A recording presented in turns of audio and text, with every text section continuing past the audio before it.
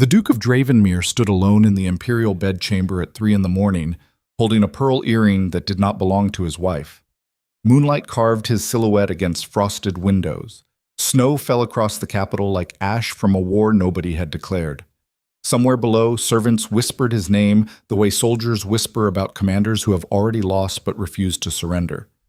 What happens when the most powerful man in an empire discovers the war he never noticed was fought inside his own bedroom? Stay with this story. The answer will cost him everything he thought he understood about loyalty. 11 months earlier, the marriage between Duke Cedric DravCô and Seraphine Valicrest had been announced in the Imperial Chronicle as a strategic masterstroke.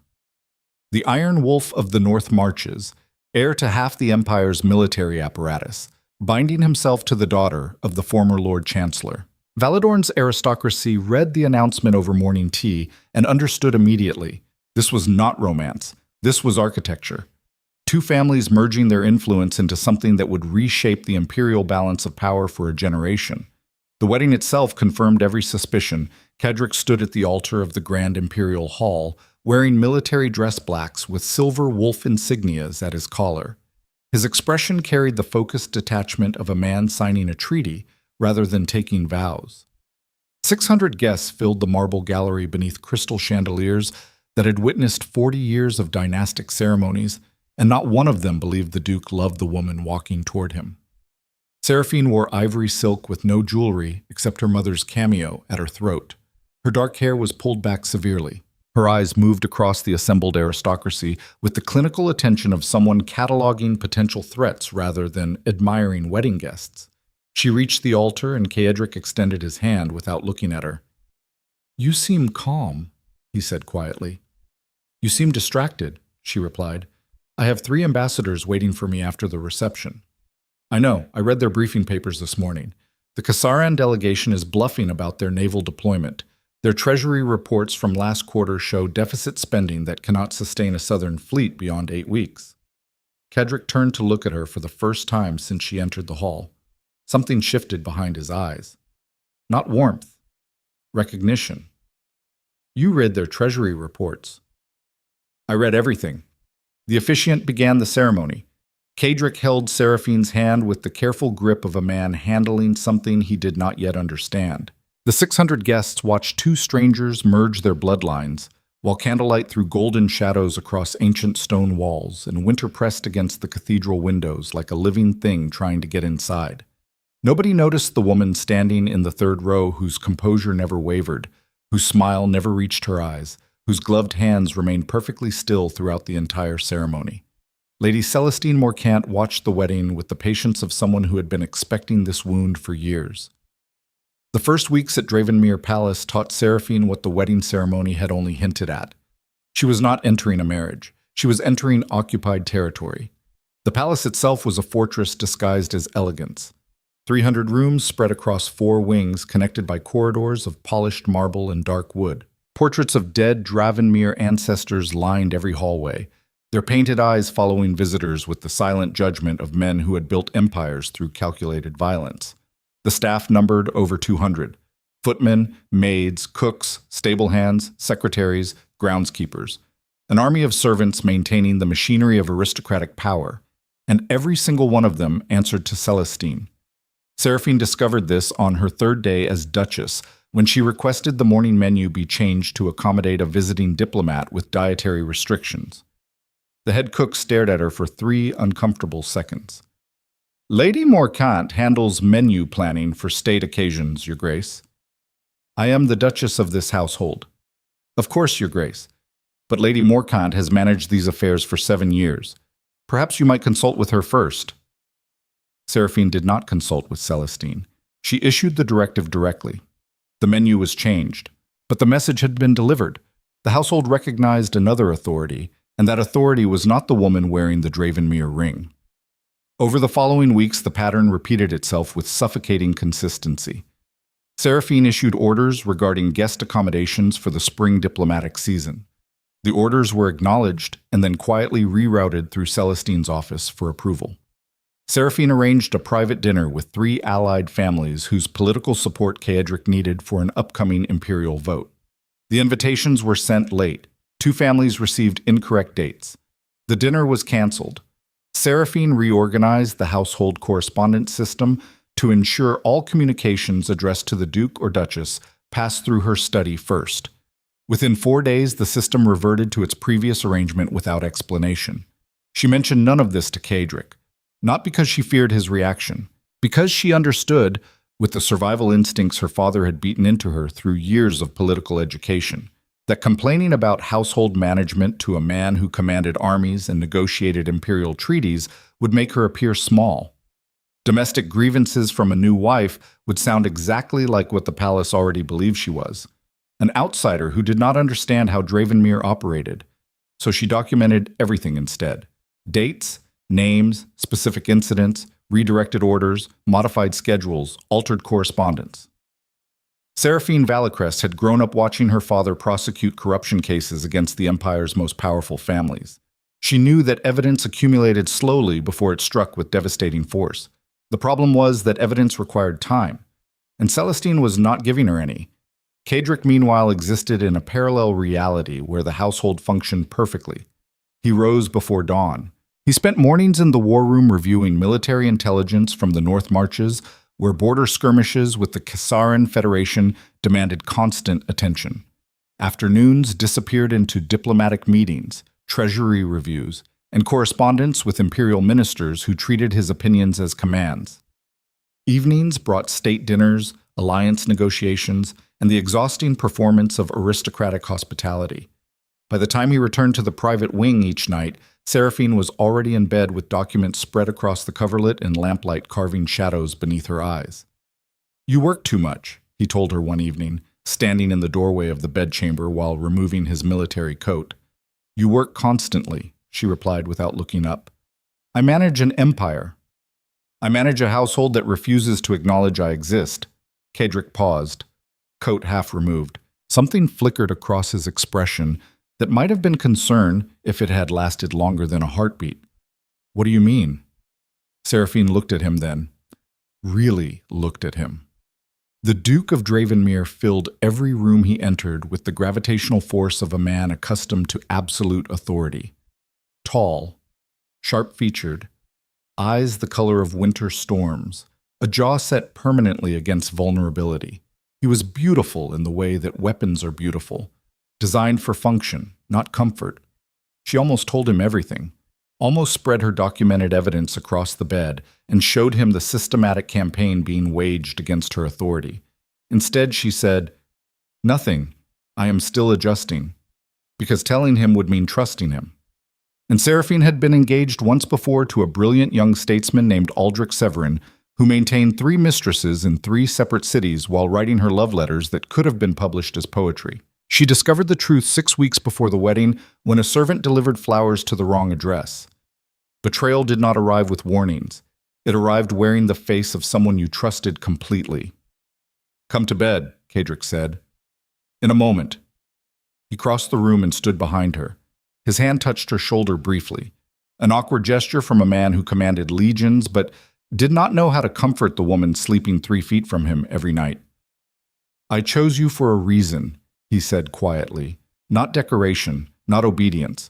I chose you because you understand how power actually works." "Then let me work." His hand withdrew. He climbed into bed and turned away from her. Within minutes, his breathing steadied into sleep.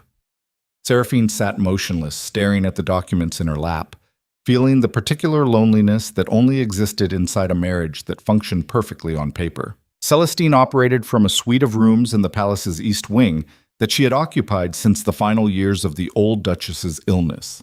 The rooms were elegant, without ostentation. Cream walls, dark furniture, fresh flowers arranged with the precision of someone who understood that beauty was a form of control. She had arrived at DravCô Palace 8 years ago, when Cedric's mother began her slow decline. A cousin by marriage, educated, efficient, devoted. She managed the household during the old Duchess's final 2 years with such skill that the transition from living matriarch to empty title happened without a single disruption to the estate's operation. The staff loved her because she remembered birthdays, mediated disputes, and never raised her voice. The aristocracy respected her because she maintained DravCô's social calendar with flawless precision during a period when the Duke was fighting border wars in the north and had no time for diplomatic entertainment. Cédric trusted her because she had never asked him for anything. Not recognition, not title, not compensation beyond her modest household allowance. That was the trap. Devotion that asks for nothing in return is the most dangerous currency in any empire. It accumulates silently. It creates debt that nobody acknowledges. And when payment finally comes due, the creditor holds more power than anyone realized. Celestine had spent 8 years building something she could never officially claim. The palace was hers, its rhythms, its loyalties, its invisible architecture of influence. She had earned that ownership through sacrifice and sleepless nights, and the steady erosion of her own ambitions. Then Cédric married a stranger who inherited it all by signing a piece of paper. The Winter Embassy banquet arrived in late November like a military engagement. 14 foreign delegations descended on DravCô Palace for 3 days of diplomatic entertainment that would shape imperial trade agreements for the coming year. Séraphine had spent 2 weeks preparing menu selections, seating arrangements, entertainment schedules, gift protocols for each delegation based on cultural preferences she had researched personally. She wore deep emerald silk that evening, hair swept up, the DravCô emeralds at her throat. She looked, for the first time, like a duchess who commanded attention rather than endured it. The great hall blazed with candlelight. Crystal chandeliers threw prismatic rainbows across white marble walls. Gold banners bearing the DravCô wolf crest hung from the vaulted ceiling. 200 guests filled the space with conversation, laughter, and the careful maneuvering that passed for socializing among imperial aristocrats. Séraphine moved through the room with growing confidence. She greeted the Caesarean ambassador's wife in her native tongue. She discussed naval architecture with the Thalassian trade envoy. She navigated 3 separate political conversations with enough precision to leave each participant believing she supported their position. For 2 hours, she was the Duchess of DravCô. Then Celestine arrived. She wore silver, simple, devastating. She crossed the hall with the effortless grace of a woman who had hosted these events for 7 years and knew every face, every alliance, every unspoken grievance in the room. The first incident happened near the porcelain display. Séraphine had ordered the black imperial porcelain for the main dinner service. It was the finest collection in the palace, reserved for occasions of maximum diplomatic importance. Celestine appeared beside her with a smile that contained no warmth. "We always reserve the black porcelain for treaty dinners," she said softly, her voice pitched to carry just far enough to reach the 3 dignitaries standing nearby. "The silver-rimmed service is for intimate gatherings." "We." The word detonated silently in the space between them, not "the household" or "tradition dictates." "We." As if Celestine and Cédric were the partnership and Séraphine was the guest who had chosen the wrong china. "I selected the black porcelain deliberately," Séraphine replied. Her voice remained level. "This is the most significant diplomatic gathering of the season." "Of course," Celestine said. "I only mention it because several of the returning ambassadors commented last year on how much they appreciated the consistency of our presentation. Tradition carries its own diplomatic weight." Our presentation.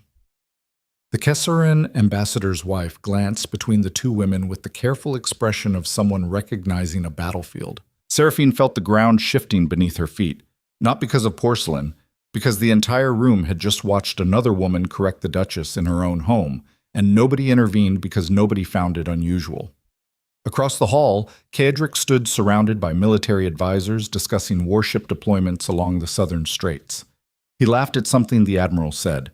His attention never wavered from the conversation. He had not seen it.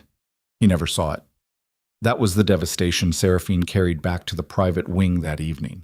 Not the public correction, not the subtle humiliation, the knowledge that her husband occupied the same physical space and existed in an entirely different reality. The bedchamber was dark when she entered. Moonlight spilled across velvet drapes.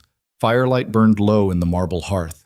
The palace breathed around her with the ancient patience of a building that had watched dozens of marriages form and fracture within its walls. She moved through the familiar routine, removed her earrings, set her jewelry on the vanity, began unpinning her hair. Then she pulled back the coverlet to turn down the bed. The pearl earring lay against the white linen like a small wound. Venetian setting, freshwater pearl. The kind of jewelry a woman of means would wear casually, not for display. Fresh perfume clung to it. Jasmine and something darker. Not Seraphine's scent, not any fragrance she kept in the palace. She picked it up, still warm. For one endless moment, Seraphine stood frozen beneath the towering mirrors of the imperial chamber. Her reflection stared back at her. A woman in emerald silk holding another woman's jewelry in her husband's bed. The image was so perfectly composed it looked like a painting designed to illustrate betrayal. Something inside her chest did not break. It calcified. The difference mattered. Breaking implied surprise. Calcification implied that soft tissue had been hardening for months, and the pearl earring simply completed the process. She crossed the room with terrifying calm, placed the earring beside her own jewelry on the vanity. Then she opened the wardrobe and began removing her gowns, not frantically, not with tears. With the systematic efficiency of a woman executing a contingency plan she had been unconsciously preparing since her first week in this palace. Cedric entered the bedchamber 20 minutes later. His coat was already unbuttoned. He was still talking, half to himself, about the Kassaran fleet positions and whether the Southern Strait blockade was genuine or theatrical. He stopped when he saw the open trunks. "What are you doing?" Seraphine continued folding a winter gown into the largest trunk. Her movements were precise, mechanical, the controlled choreography of someone who had decided that emotion was a luxury she could no longer afford. "Packing." "I can see that. Why?" She did not look at him. She crossed to the vanity, picked up the pearl earring, and held it in the lamplight where he could see it clearly. "I found her earring in our bed." Cedric stared at the pearl. His expression cycled through confusion, recognition, and something that looked genuinely like shock before settling into the guarded blankness that powerful men deploy when they need time to calculate. "That is not mine." "It was in your pillow." "Seraphine, I have no idea where that came from." Which is exactly what Aldrich told me when I found the florist receipts for addresses I had never visited. The language of innocent men and guilty men sounds identical. I have spent my life learning that lesson. I am not Aldrich Severin. You are a man who commands absolute authority inside this palace and somehow cannot account for another woman's jewelry appearing in your bed. Those are the facts. The interpretation is irrelevant. Cedric's jaw tightened. She watched the muscles flex beneath his skin, the physical manifestation of a man accustomed to controlling every variable in his environment, suddenly confronting a situation where control had already been lost. "Put the gowns back." "No. I am asking you to stop and talk to me. I have been trying to talk to you for 11 months. Your household intercepts my orders. Your servants answer to another woman. Your correspondence arrives opened. Your social calendar is managed by someone who corrected me in front of foreign dignitaries tonight while you stood 20 feet away discussing warships." The words came out steady and cold and devastating in their accumulated specificity. This was not a wife's emotional outburst. This was a prosecution. 11 months of documented grievances delivered with the precision of a legal brief. Cedric stood motionless. The firelight carved deep shadows beneath his cheekbones and turned his eyes into something unreadable. "Celestine corrected you?" "In front of the Kassaran delegation. About porcelain. About protocol. About how we do things in this palace." Her word. "We." She has managed the household for years. She may have overstepped without... She did not overstep. She governed. And you let her because it was convenient and because her devotion cost you nothing. And because examining it closely would have required a conversation you have been avoiding since before you married me. The silence that followed was absolute. Snow tapped against the windows. The fire crackled. The palace held its breath the way old buildings do when something inside them is about to change permanently. "I will speak with her," Cedric said finally. "You will speak with an empty room. I am leaving before dawn." "Seraphine, find out where the earring came from. Find out who runs your household. Find out what has been happening under your roof while you were busy commanding the empire. When you have answers instead of promises, you know where to find me." She closed the trunk, latched it. The sound echoed through the chamber like a verdict. Cedric did not move from the doorway. He He watched his wife finish packing with the stunned paralysis of a general who had just learned that the fortress he thought was secure had been breached months ago and the enemy was already inside the walls. "Where will you go?" "My mother's estate, the harbor house." "It is the middle of winter." "I am aware of the season." "You cannot simply leave. The court will talk." "The diplomatic implications. The court has been talking about me for 11 months, Cedric. They have been whispering that your Duchess is unstable, that she cannot manage a household, that she is a poor match for the Iron Wolf. I know, because I have heard the whispers. What I did not know until tonight was whether you had heard them too and chose silence." That landed. She saw it hit. His expression fractured for a single instant before the mask reassembled itself. And in that fracture she glimpsed something she had not expected. Pain, not the calculated performance of a man caught in deception. The raw, bewildered agony of a man who genuinely did not understand how completely his world had been compromised. It almost stopped her. Almost. But Seraphine Valicrest had survived one engagement to a man whose sincerity was indistinguishable from his lies. She would not make the same mistake twice simply because another man's pain looked authentic. She lifted the smaller trunk herself. A servant appeared in the doorway, and she directed him to take the larger one to the carriage that had been waiting in the courtyard since midnight, because she had ordered it 3 hours before she found the earring, because some part of her had known this departure was inevitable long before evidence confirmed it. Cedric remained in the doorway. He said her name once more. She did not turn around. The Duchess of DravCô walked through the dark corridors of the palace that had never accepted her, past the portraits of dead rulers who watched with painted indifference, down the grand staircase where her footsteps echoed like a countdown, through the entrance hall where 2 footmen opened the doors without meeting her eyes, and into the frozen courtyard where a black carriage waited beneath falling snow. She climbed inside. The door closed. The horses moved forward. DravCô Palace shrank behind her, its golden windows dissolving into the storm. Inside the bedchamber, Cedric stood exactly where she had left him. The pearl earring rested on the vanity between his wife's abandoned jewelry and the silver candlesticks that had been wedding gifts. He picked it up. Venetian setting, freshwater pearl, jasmine perfume mixed with something darker. He knew that scent.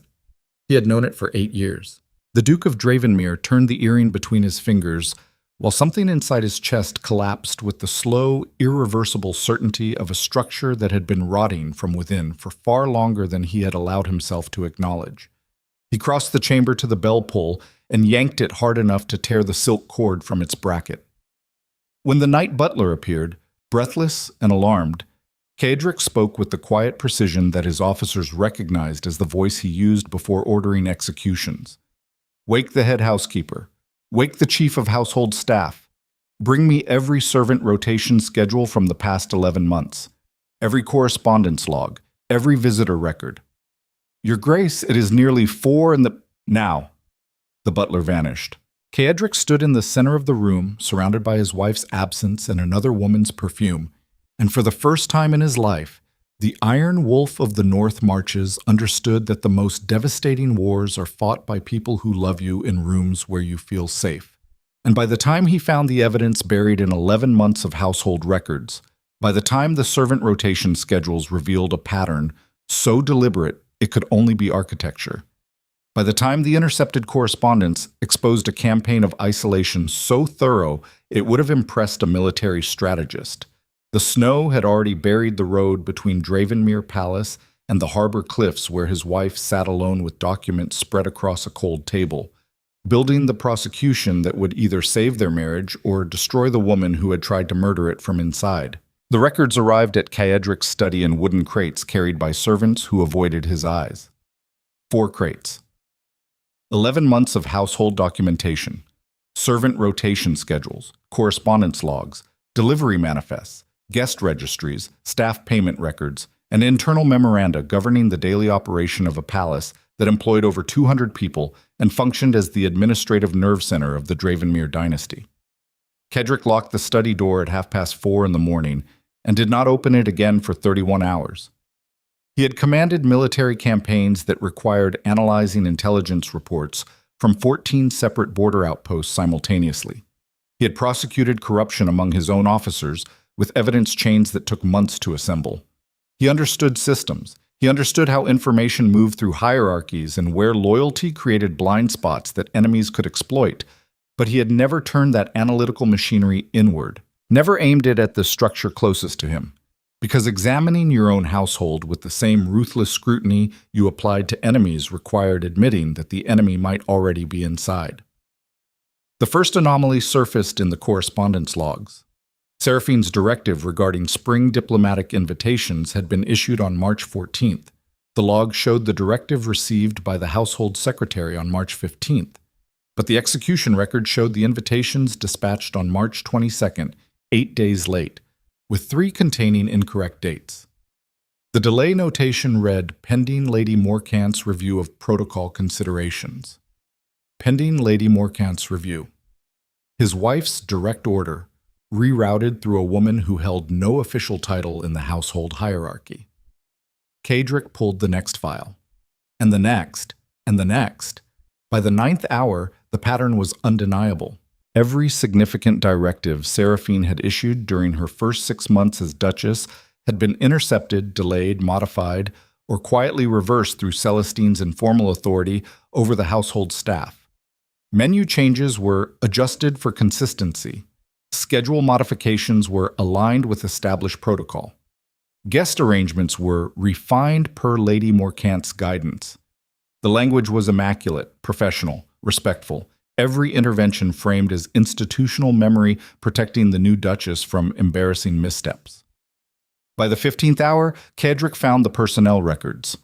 Celestine had personally recommended the hiring of 11 servants during the past 3 years.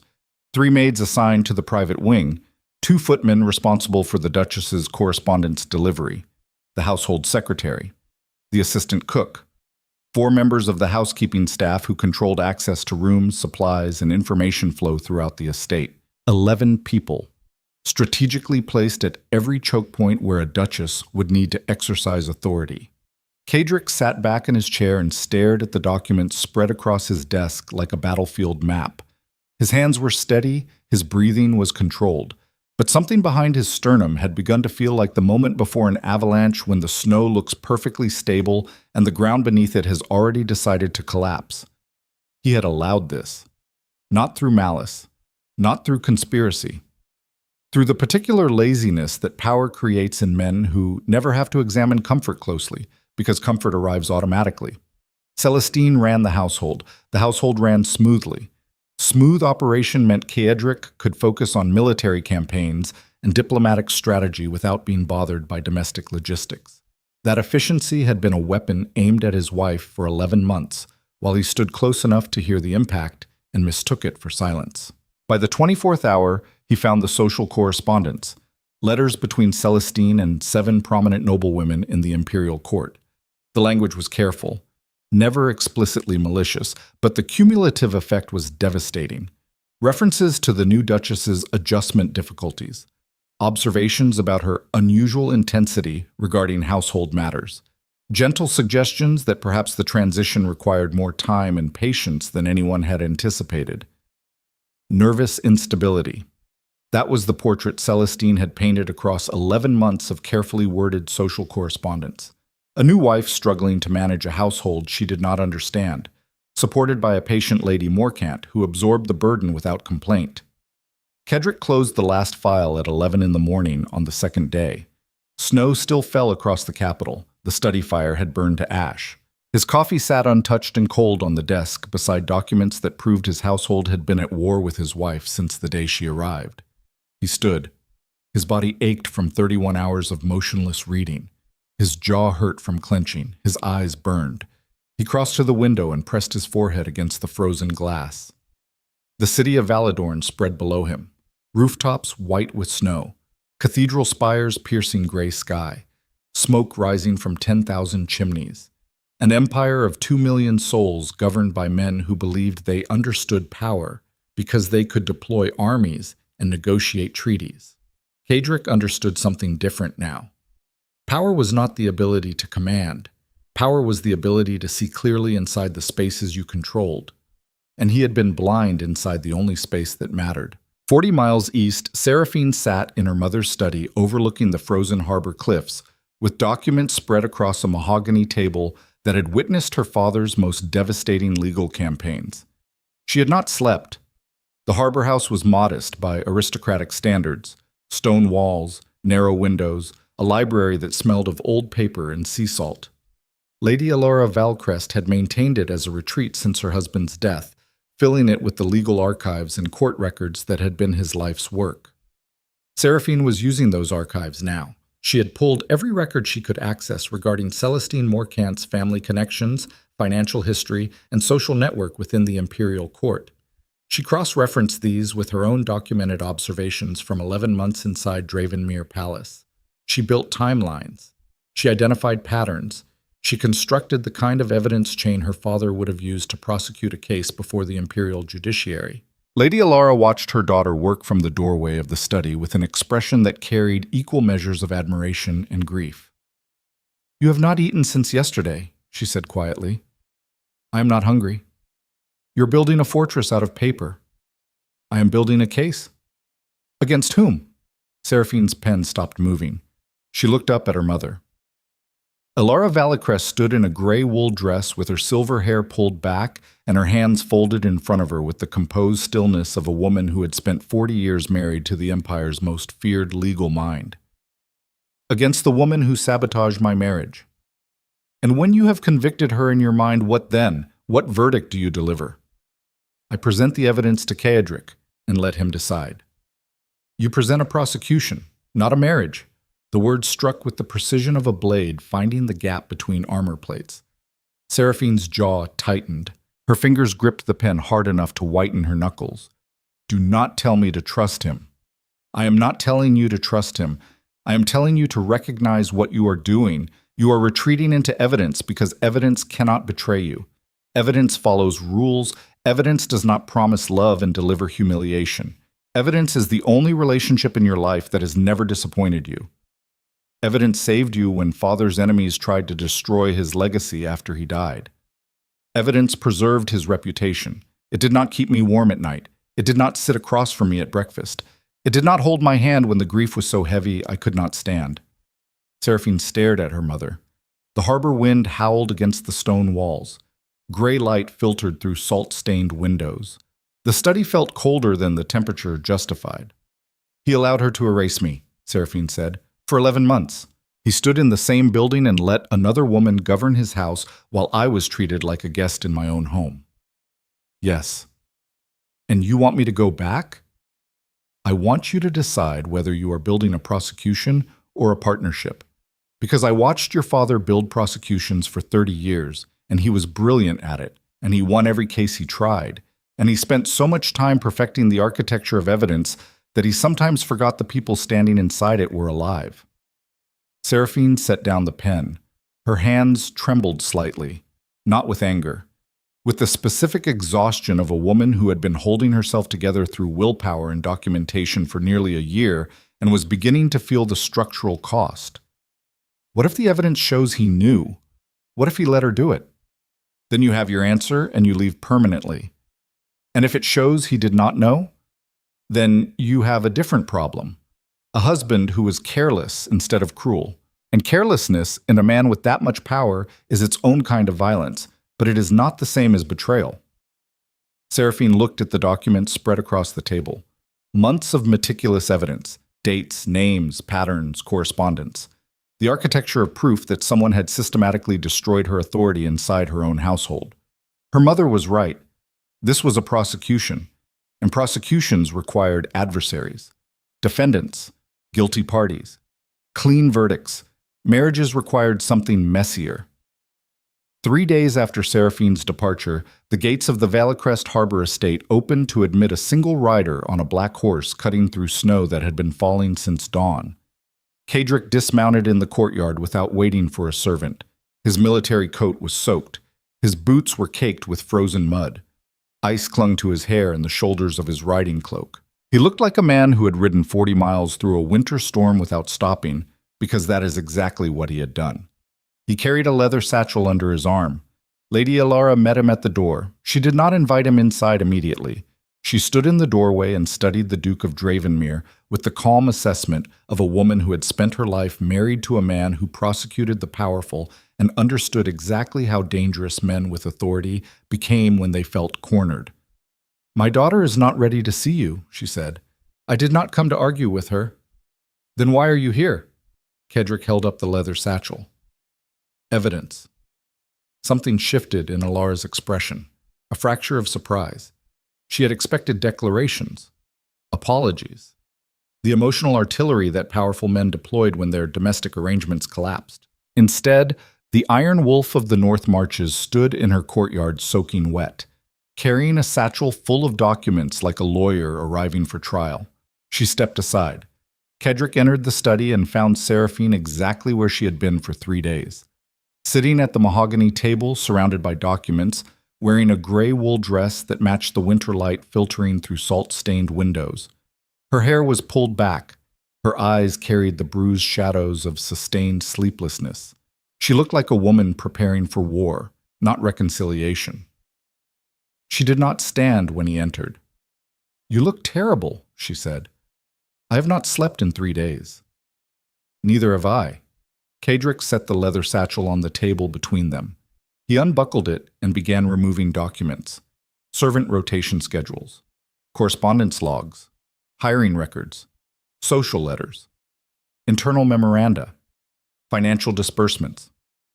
Seraphine watched him arrange the documents with growing incredulity. "What is this?" 11 months of household records. Every directive you issued that was intercepted, delayed, or reversed. Every staff member Celestine placed at critical positions throughout the palace. Every letter she wrote to court women describing your nervous instability. He spread the last file across the table. "I did not know." Seraphine studied the documents. Her trained eye moved across dates, signatures, routing notations.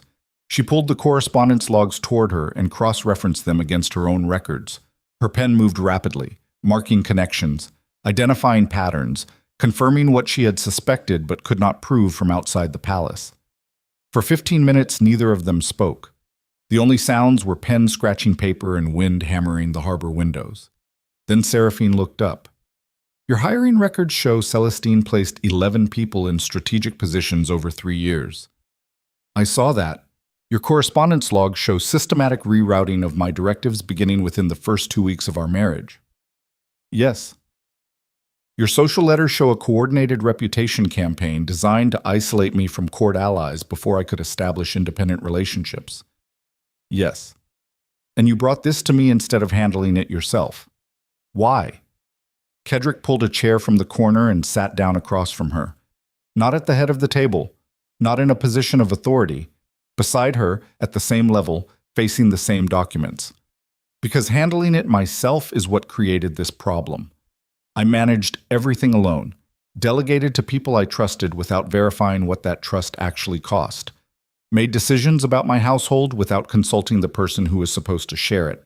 I ran my marriage the way I run military campaigns, top-down authority, unilateral command, and it nearly destroyed you."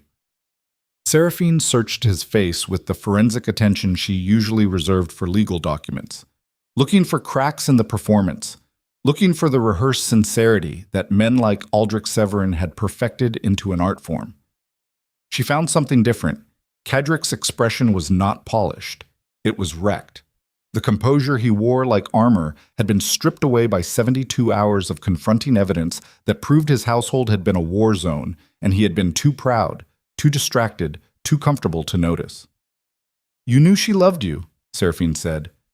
Not an accusation, a diagnosis. Kedrick's breathing changed, shallow intake, held release, the respiratory pattern of a man absorbing a blow he had been expecting but had not prepared for. "Yes." "For how long?" "Years." "And you let her stay." "I told myself it was loyalty, that she had earned her place through years of service, that her feelings were manageable as long as neither of us acknowledged them directly." "You avoided the conversation because it would have been uncomfortable." "I avoided the conversation because confronting it would have meant examining what I was receiving from her devotion. How much of my comfort depended on her willingness to sacrifice everything for a man who would never return what she actually wanted. The honesty was brutal. Seraphine recognized it because it cost him visibly. His hands lay flat on the table, fingers slightly spread, pressing against the wood as if anchoring himself against the urge to retreat into the defensive posture that had protected him through wars and political crises, and every difficult conversation he had ever navigated by simply being more powerful than the person across from him. That strategy did not work here.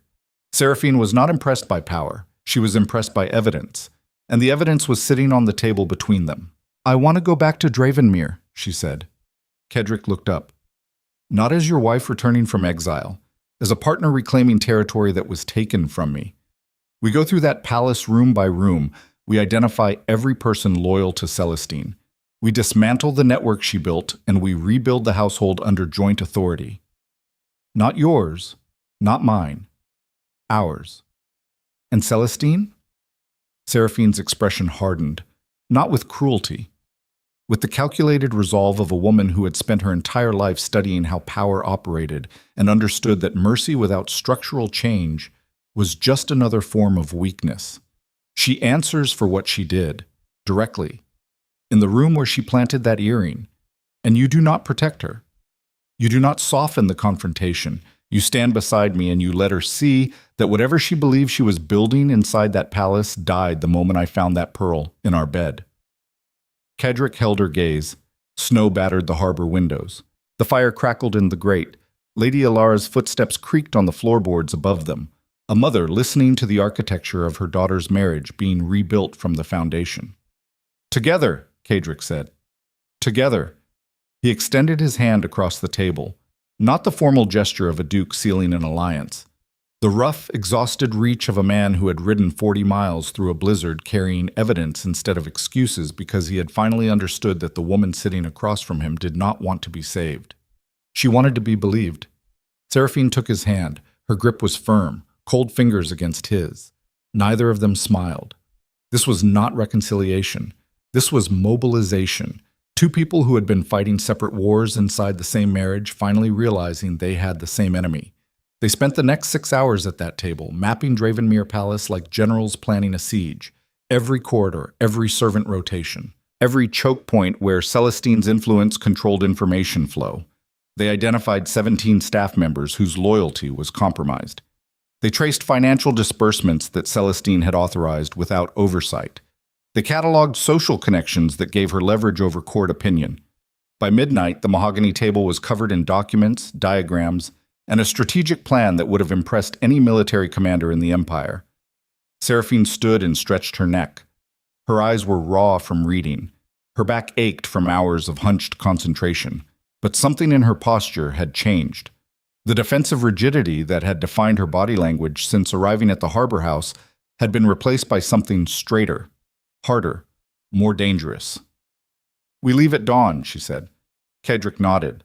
He gathered the documents and returned them to the satchel with the careful precision of a man who understood that these papers were ammunition for the most important battle he would ever fight, a battle inside his own home, against a woman who loved him, for a woman he was only now learning to deserve. The harbor wind screamed against the windows as Seraphine extinguished the study lamp. In the darkness, she could hear Kedrick's breathing and the crash of winter waves against the cliffs below. Tomorrow, they would ride back to DravCô Palace. Tomorrow, the confrontation would begin.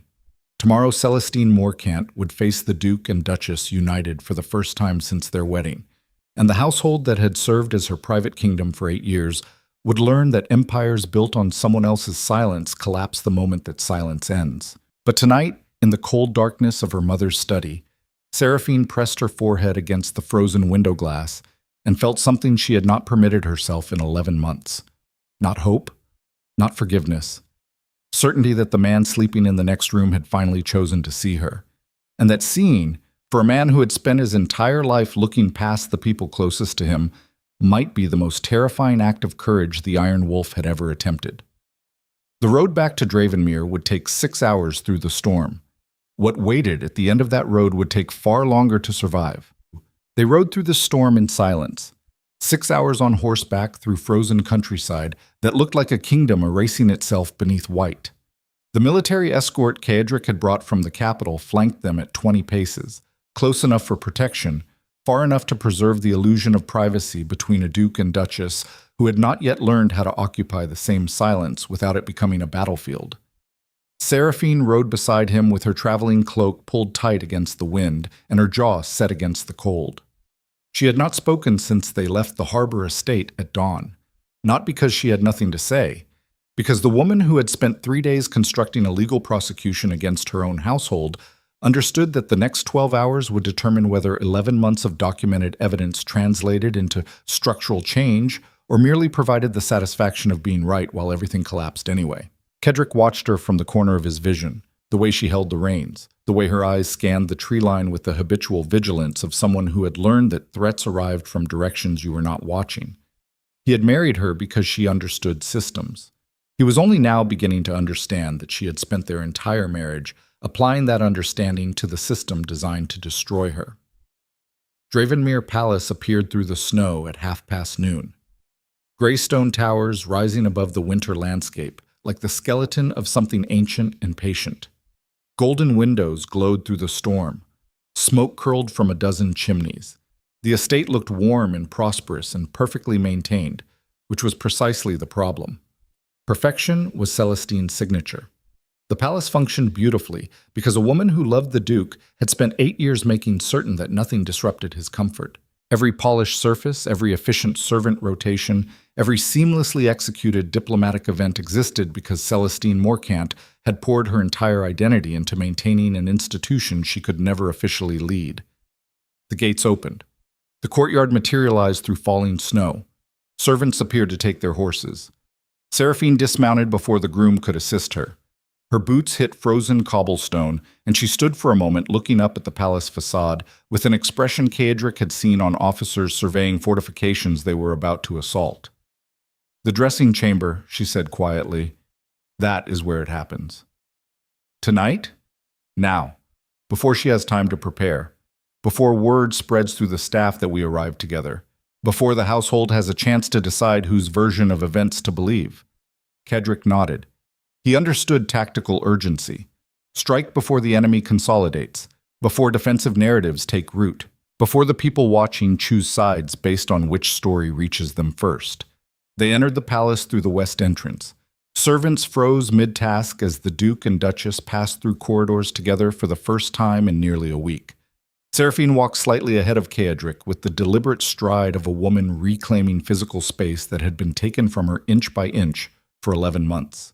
She did not pause at intersections. She did not defer to household staff. She moved through DravCô's Palace like someone who owned it, because she did. And the fact that she had to remind an entire institution of that ownership was itself an indictment. Kedrick sent word to the head housekeeper. Margaret Hale, 57 years old, 23 years of service to the DravCô household. One of the few senior staff members whose hiring predated Celestine's arrival and whose loyalty, as far as the records indicated, remained attached to the family rather than to any individual within it. Margaret appeared in the private wing within 8 minutes, a broad woman with iron-gray hair and hands that had managed domestic crises ranging from diplomatic emergencies to kitchen fires without once raising her voice above conversational volume. "Your Grace," she said, looking between the Duke and Duchess, with the careful neutrality of someone who had survived 2 decades in aristocratic service by never visibly choosing sides. "Bring Lady Morcant to the imperial dressing chamber," Kedrick said. "Immediately." Margaret's expression did not change, but her breathing shifted, a single shallow intake that betrayed recognition. She knew. Perhaps not the specific details, but the woman who had watched Celestine's influence grow for 8 years understood that the summons carried weight that ordinary household business did not. "Yes, Your Grace." She departed. Seraphine entered the imperial dressing chamber first, the room where the pearl earring had been found, tall mirrors on 3 walls, a marble vanity beneath the central window, velvet drapes in deep burgundy, crystal perfume bottles arranged with geometric precision on silver trays.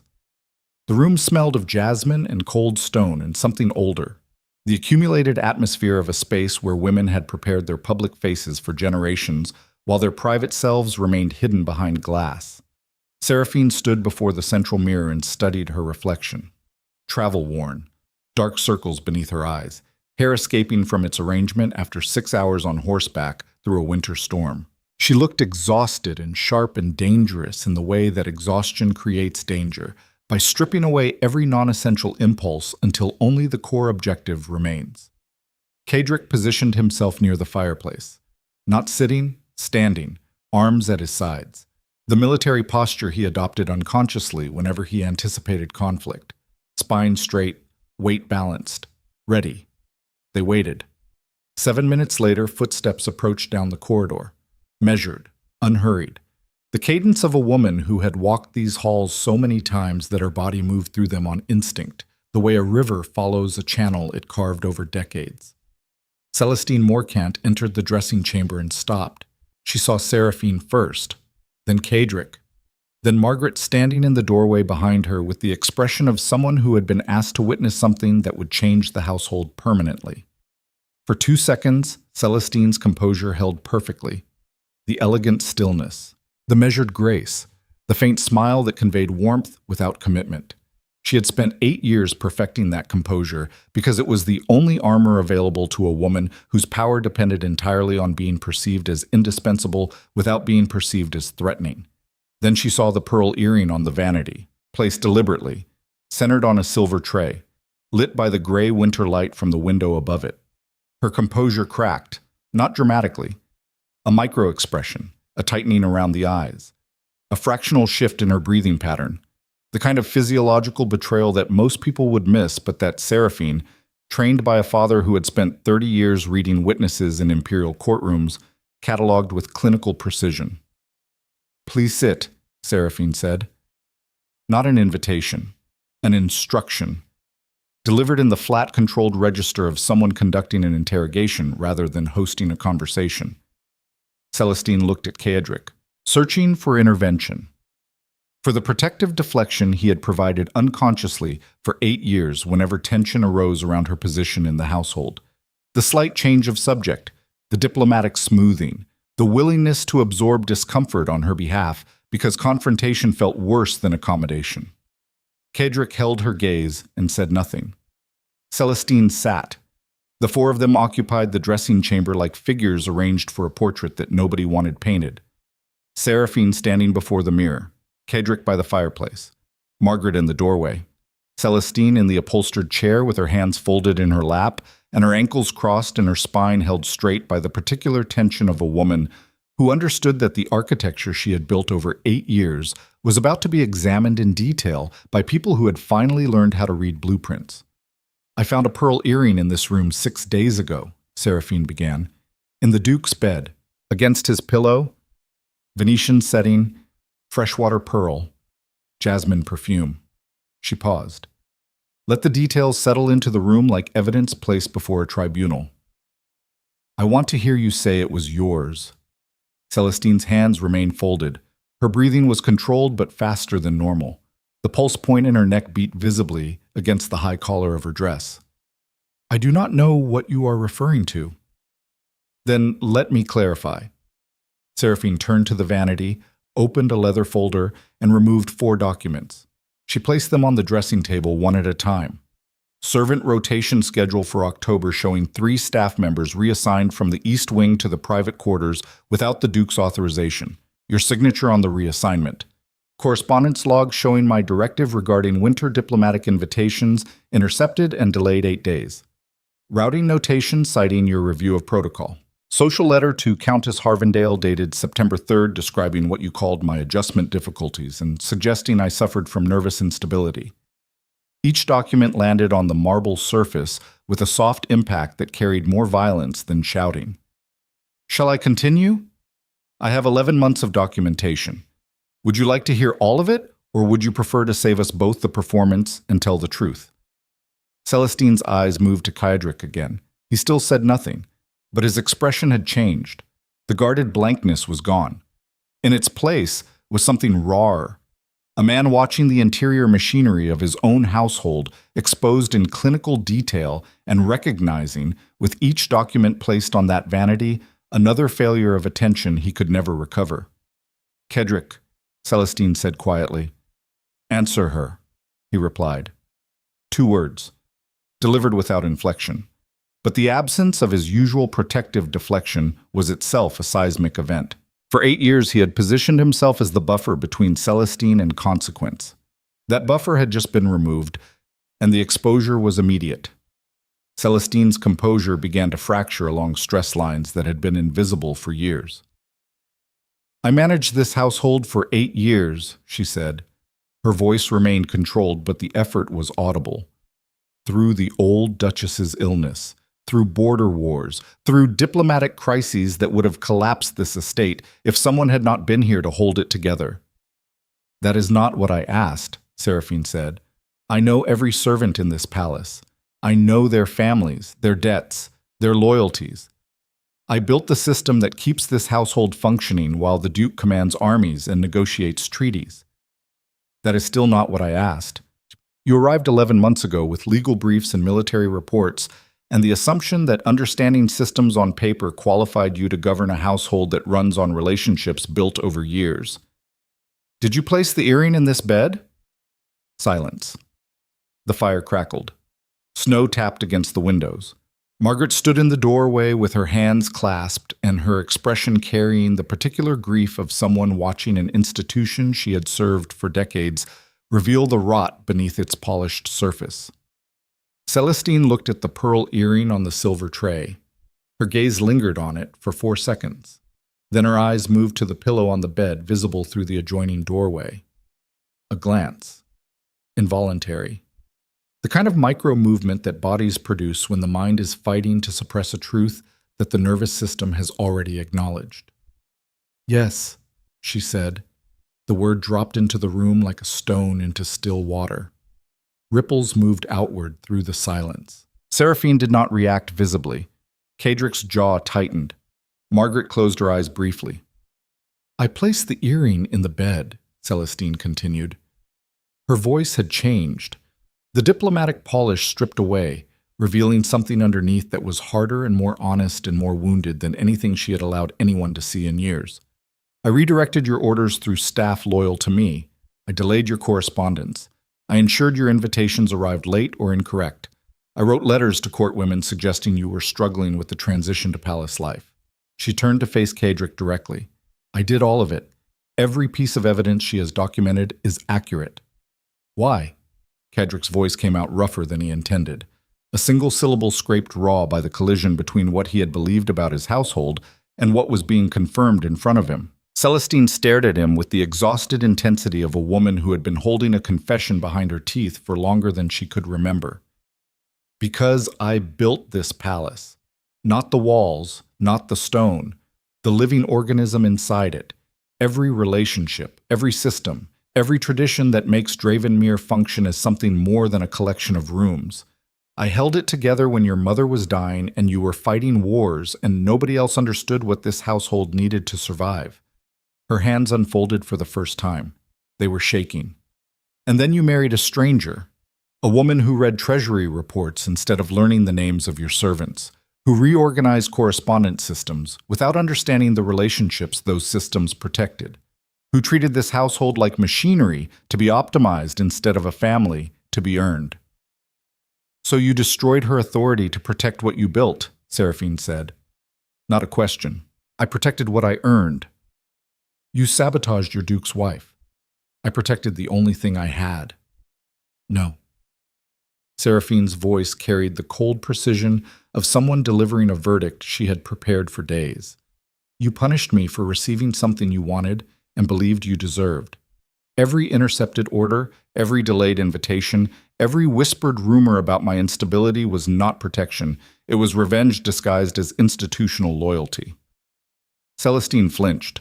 The word revenge struck something deep enough to produce a visible physical reaction. Her shoulders contracted. Her breathing became shallow and rapid. The composure she had rebuilt during the conversation collapsed again under the weight of a single accurate word. "And you," Seraphine said, turning to Cadric. "You allowed it." Cadric's expression hardened, not with anger directed at her, with the particular self-directed fury of a man who had spent 3 days examining evidence of his own failures and was now hearing them articulated by the person he had failed most completely. "I know. You knew she loved you, for years. You kept her close because her devotion made your life easier. You never defined boundaries because boundaries would have required an uncomfortable conversation, and the great iron wolf of the North Marches, who faces assassins and battlefield massacres without flinching, could not bring himself to tell one woman the truth about what he was willing to offer her. Every word landed. Cedric absorbed them the way a man absorbs blows he knows he deserves, standing, taking it, refusing to deflect or defend because defense at this point would be another form of the cowardice that had created the situation. "I failed both of you," he said. The admission hung in the room. Celestine looked at him with an expression that combined love and grief and rage in proportions that would take years to separate. "You let me love you," she whispered. "You saw it every day for 8 years, and you let me stay because my devotion cost you nothing. Because examining it would have meant acknowledging that you were taking something you never intended to repay. Yes. And now you stand there beside her. She is my wife. I know what she is. I have known what she is since the day you announced the engagement, and I sat in this room and understood that 8 years of building your household and holding your estate together and waiting for you to see me would end with a legal document and a woman who had never set foot in this palace wearing the title I earned in everything except name. The silence that followed was devastating. Not empty silence, full silence, packed with 8 years of unexpressed feeling and 11 months of calculated destruction and the accumulated emotional debt of a man who had allowed 2 women to orbit his authority without ever defining what either of them could expect. Seraphine broke it. "You will leave Dravenmere Palace by sunrise tomorrow." Celestine's gaze snapped to her. "You will not contact household staff. You will not write to court families regarding any matter connected to this estate. You will not speak on behalf of this household or this family in any capacity. A financial settlement commensurate with your years of service will be arranged through the estate solicitor within 30 days. You cannot. I can. I am the Duchess of this household, a position that carries legal authority over domestic operations, staff management, and household governance. You hold no official title. No contractual obligation binds you to this estate. Your continued presence here has been a courtesy extended by the Duke. That courtesy is withdrawn." Celestine turned to Cedric one final time, searching for the intervention that had always come. The protective gesture, the diplomatic softening, the willingness to absorb her pain because it was easier than watching her face the consequences of actions his silence had helped create. Cedric held her gaze. His eyes carried grief and guilt and something that might have been gratitude for the years she had given and something else that was harder and more honest than anything he had ever shown her. "She is right," he said quietly. "And I am sorry. For all of it. For what I took and what I failed to return and what my silence cost you." The apology broke something in Celestine that the accusation had not reached. Her shoulders dropped. Her hands went still in her lap. The trembling stopped, not because the emotion passed, but because it had reached a depth where physical expression was no longer adequate. She stood, smoothed her dress with mechanical precision, looked at the pearl earring on the silver tray one last time. "I hope you understand what you are choosing," she said to Cedric, "because she will hold you accountable for every failure. She will not protect your comfort. She will not absorb your neglect. She will expect you to be present in ways that terrify you." "I know," Cedric said. Celestine turned to Seraphine. The 2 women regarded each other across the dressing chamber with the mutual recognition of people who understood that they had been fighting over territory that belonged to neither of them. The palace was not Celestine's creation.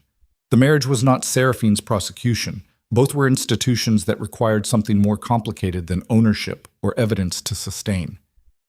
"You are sharper than he deserves," Celestine said. Then she walked out of the room. Her footsteps echoed down the corridor. Measured, steady. The cadence of a woman leaving a building she had poured 8 years of her life into with the only dignity available to someone who has lost everything and refuses to let the loss make her small. The sound faded. The corridor went silent. Margaret quietly closed the dressing chamber door from the outside, granting the Duke and Duchess the privacy that the household should have been protecting for 11 months. Seraphine stood before the mirror. Her reflection stared back. Not the travel-worn woman who had arrived 3 hours ago. Someone different. Someone who had walked into a room carrying evidence and walked out carrying authority that could not be documented or filed or cross-referenced because it existed in the space between two people who had finally stopped performing their marriage and started surviving it. Kedrick remained by the fireplace. He looked diminished, not physically, internally. The confrontation had stripped something from him that he would not recover quickly.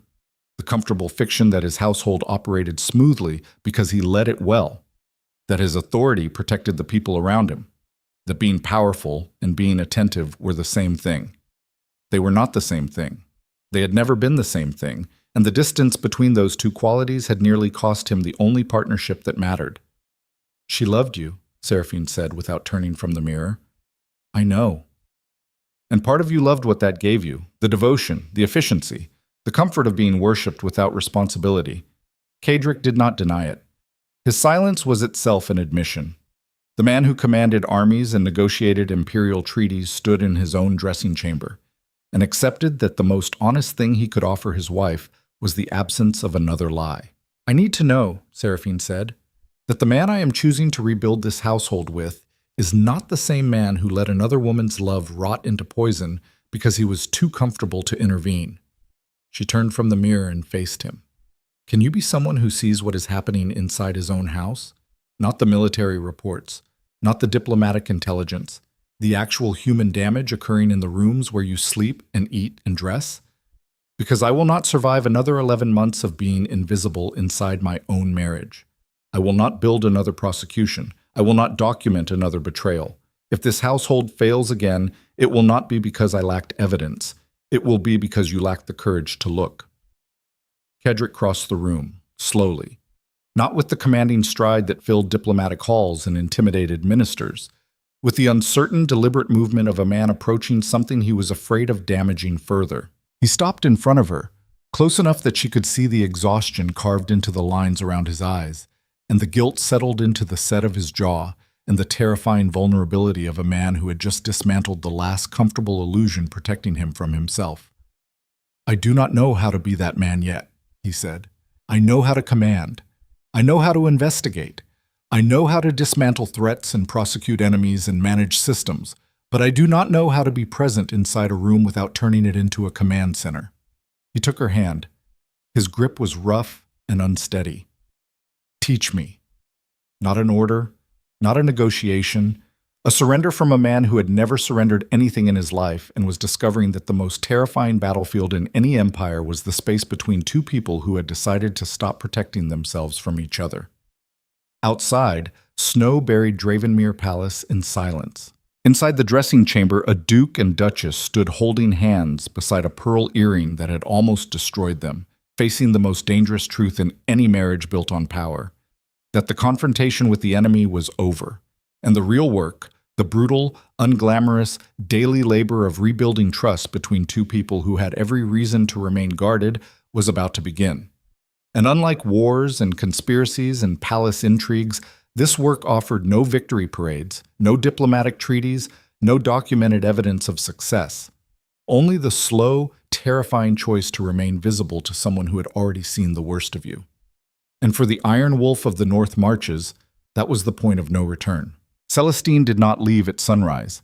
Seraphine discovered this at 7 in the morning when Margaret Hale arrived at the private study with 2 cups of black tea and an expression that conveyed bad news before her mouth opened. "Lady Morcant's rooms have been emptied of personal belongings," Margaret said carefully, "but she departed the palace at midnight, not at dawn." "She left early. That should be good news." "She left in the company of Lord Aldrich Harvendale's private carriage." Seraphine set down her teacup. The porcelain clicked against the saucer with a sound that seemed louder than it should have been.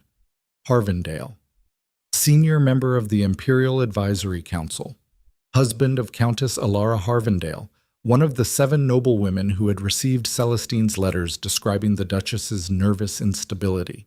A man whose political influence extended into military appropriations, treasury oversight, and the selection committee that approved or rejected candidates for provincial governorships. A man who had been dining regularly at Dravenmere Palace for 6 years and whose relationship with Celestine was documented in household guest records as occurring roughly twice monthly. How long has Harvendale maintained private contact with Lady Morcant? Seraphine asked. I cannot say with certainty, Your Grace, but Lord Harvendale's coachman has been a familiar presence in our service courtyard for some years. Seraphine stared at the window where morning frost still clung to the glass. Her mind was already mapping consequences. Celestine expelled from DravCô Palace.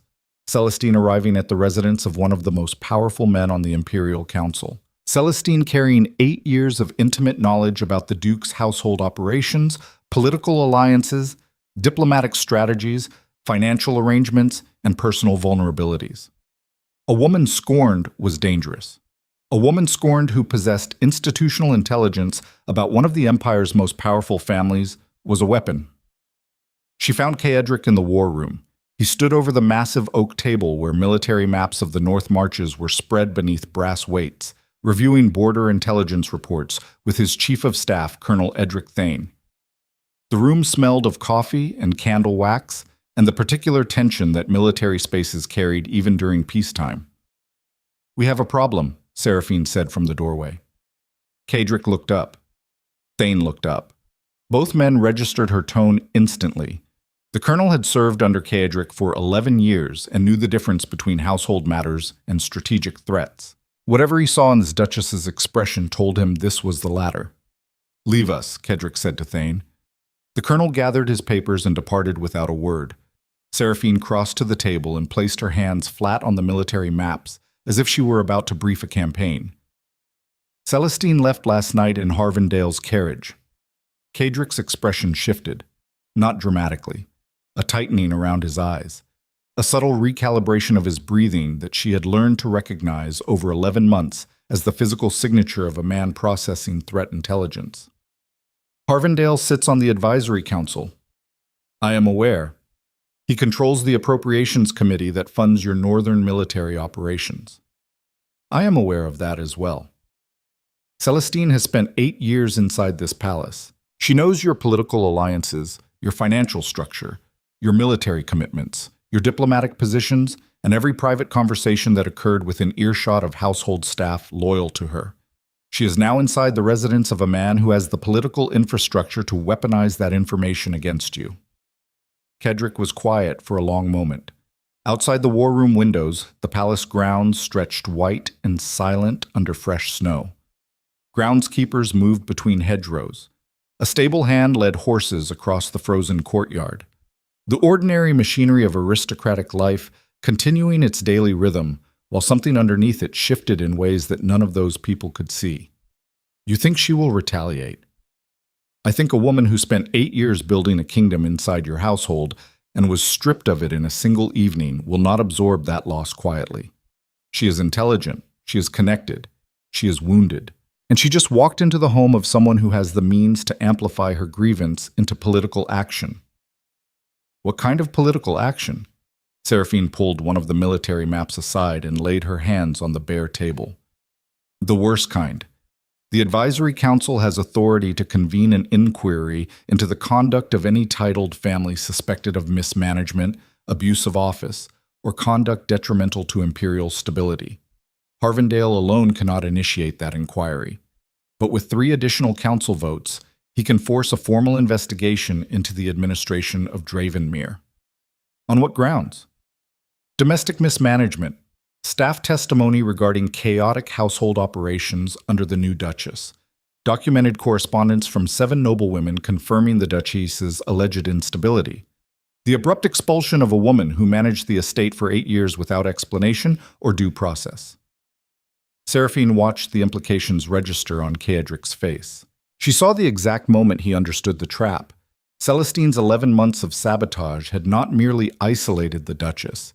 It had constructed the evidentiary framework for a narrative that could be activated after the fact. The letters to noblewomen were not just social manipulation. They were witness statements waiting to be reframed. The redirected orders were not just power plays. They were documentation of household dysfunction that could be attributed to Seraphine rather than to Celestine's interference. The sabotage had always been designed as a weapon with 2 modes. If the marriage survived, the evidence maintained Celestine's control. If the marriage collapsed, the evidence destroyed Seraphine's reputation. Either way, Celestine won. Until now. Because the third option, the one Celestine apparently had not anticipated, was that the Duke and Duchess would discover the sabotage, expel her, and force her into a position where retaliation was the only remaining avenue. And retaliation through the advisory council was elegant, impersonal, institutional. It transformed a private grievance into a public investigation and wrapped personal revenge in the language of imperial governance. How many council votes does Harvendale control directly? Kedrick asked. 2. His own and Lord Tessenden's. Tessenden owes Harvendale his seat. He needs 3 more. He needs 2 more. Lord Voss has been publicly critical of your northern military spending for over a year. He will not need convincing. Harvendale needs 1 additional vote to force the inquiry. Who? That is what we need to find out. Before he does. The next 48 hours became the most intensive intelligence operation Kedrick had ever conducted outside of actual warfare. Seraphine established a temporary command center in the private study. She requisitioned every record of advisory council voting patterns for the past 5 years. She mapped personal relationships between council members, financial obligations, family alliances, and outstanding political debts. She cross-referenced Celestine's social correspondence with council members' wives and identified which households had received the fabricated narrative about the Duchess's instability. Kedrick worked the military and diplomatic channels. He dispatched trusted officers to gather intelligence about Harvendale's recent political movements. He contacted 3 allied families with council connections and requested discreet assessments of the political temperature surrounding DravCô. The intelligence that came back was not good. Harvendale had been meeting privately with council members for 4 days. Not overtly political meetings, dinners, hunting parties, the casual social gatherings where imperial power was actually negotiated while formal chambers served as theaters for decisions already made. Celestine had been present at 2 of those dinners. On the second evening, Colonel Thane delivered a message that changed the calculus entirely. Lord Castellan requests an audience, Thane said, standing in the doorway of the private study where Kedrick and Seraphine had been working for 9 straight hours. Kedrick looked up. Lord Castellan? Edmund Castellan, senior member of the Advisory Council, a moderate whose political survival depended on maintaining relationships with all factions without committing permanently to any of them. The kind of man who attended every dinner, agreed with every argument, and voted with whichever side appeared most likely to win. A weather vane. And weather vanes were valuable precisely because they pointed in the direction the wind was already blowing. "Send him in," Kedrick said. Castellan arrived in the study with the careful demeanor of a man performing a duty he found distasteful but necessary. 60 years old, silver-haired, impeccably dressed. He carried himself with the practiced neutrality of someone who had survived 3 decades of imperial politics by never being the first to speak or the last to leave. He looked at Seraphine with undisguised surprise. He had expected the Duke alone. "Lord Castellan," Kedrick said. "Sit." "I had hoped for a private word, Your Grace." "The Duchess remains. Whatever you have to say concerns both of us." Castellan's eyes moved between them, reading the room, calculating, adjusting his approach based on the unexpected variable of a duchess who sat behind a desk covered in political intelligence documents, with ink stains on her fingers and the expression of someone who had not slept properly in days. He sat. "I will be direct," Castellan said. "Harvendale intends to convene a council inquiry into the administration of DravCô. He has 3 confirmed votes. He is seeking the 4th. "From you?" Seraphine said. Castellan blinked. "You are well informed, Your Grace." "Who are the 3 confirmed votes?" "Harvendale, Tessenden, and Voss." "He approached you directly?" "At dinner last evening, Lady Morcant was present. She provided a detailed account of household mismanagement, staff complaints, and what she described as the Duchess's pattern of erratic directives that disrupted the smooth operation of the estate." Seraphine's hands lay flat on the desk. Her expression did not change, but something behind her eyes hardened with the specific intensity of a woman hearing her own reputation being dismantled by the person who had constructed the evidence used to dismantle it. "And what do you believe, Lord Castellan?" The old politician studied her for a long moment. He had survived 30 years by reading people accurately, by understanding not just what they said, but what they needed and feared and would sacrifice to protect. I believe that Lady Morcant is a wounded woman seeking institutional recourse for a personal grievance. I believe that Harvendale sees an opportunity to weaken a political rival through domestic scandal. And I believe that if this inquiry proceeds, the damage to House DravCô will be substantial, regardless of the outcome. "Why are you here?" Cedric asked. "Because I have not yet committed my vote, and because the implications of this inquiry extend beyond domestic politics. Your northern military operations protect the Empire's border. Your diplomatic relationships stabilize the southern trade routes. If the Advisory Council spends 6 months investigating whether your wife correctly managed the household silver, the actual business of governing this empire suffers. You want something in exchange for your vote. I want stability. I want this matter resolved before it reaches the council chamber. And I want to know whether the Duke of DravCô can control his own household before I stake my political reputation on defending him." The insult was precise, polite, devastating. Can you control your own household? The question that had defined Cedric's failure for 11 months delivered by a political moderate in the language of imperial governance. Cedric's jaw locked. Seraphine saw the muscles flex beneath his skin. The respiratory shift, the controlled suppression of fury that a man like Cedric DravCô had perfected through decades of military discipline. He wanted to stand. He wanted to remind Castellan, who commanded the northern armies and negotiated the treaties that kept this empire intact. Instead, he exhaled. Because the man who had stood in the dressing chamber 2 days ago and asked his wife to teach him presence understood that the instinct to dominate was exactly the impulse that had created this crisis. Commanding rooms was what he knew. Commanding had allowed Celestine's devotion to fester unchecked. Commanding had made his wife invisible. Commanding was the problem dressed as the solution. "The household is under the Duchess's authority," Cedric said quietly. "If you want assurance about DravCô's domestic governance, you address her, not me." Castellan's eyebrows rose, a barely perceptible movement that nonetheless communicated genuine surprise. In 30 years of imperial politics, he had never heard a duke publicly redirect authority over his own estate to his wife. Seraphine met the old man's gaze without hesitation. "Lady Morcant managed this household for 8 years without official appointment or oversight," she said.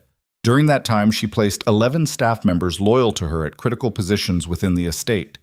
She intercepted and modified my directives through informal authority channels. She conducted a social correspondence campaign designed to undermine my reputation among court families. And she planted physical evidence intended to fabricate an appearance of marital infidelity." She opened the leather folder on her desk and placed 4 documents in front of Castellan. Servant rotation records showing unauthorized reassignments, correspondence logs documenting systematic interference with the Duchess's directives, social letters authored by Lady Morcant containing fabricated claims about my mental stability, and the household financial records showing unauthorized disbursements approved solely under Lady Morcant's signature. Castellan examined each document. His expression remained neutral, but his reading pace slowed with each page. By the 4th document, his fingers had stopped moving entirely. "This is comprehensive," he said. "I was trained by the Lord Chancellor. Comprehensiveness is habitual. If this evidence is presented to the council, it would reframe the inquiry entirely. Lady Morcant ceases to be a wronged servant and becomes a saboteur. Harvendale ceases to be a concerned council member and becomes an accomplice to domestic conspiracy." "That is correct." "Why have you not presented this already?" Seraphine paused. This was the moment that mattered. Not the evidence, not the political maneuvering, the choice about what kind of power she intended to exercise now that she had the means to exercise it. She could destroy Celestine publicly. The evidence supported it. The political advantage was clear. A preemptive strike against Harvendale's inquiry that would not merely defeat the challenge but demolish the challenger. Her father would have done it. The Lord Chancellor had built his career on the principle that evidence existed to be deployed at maximum impact, that mercy in politics was merely delayed vulnerability.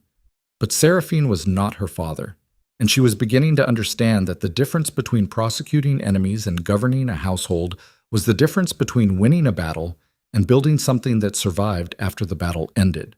Because public destruction creates martyrs, she said.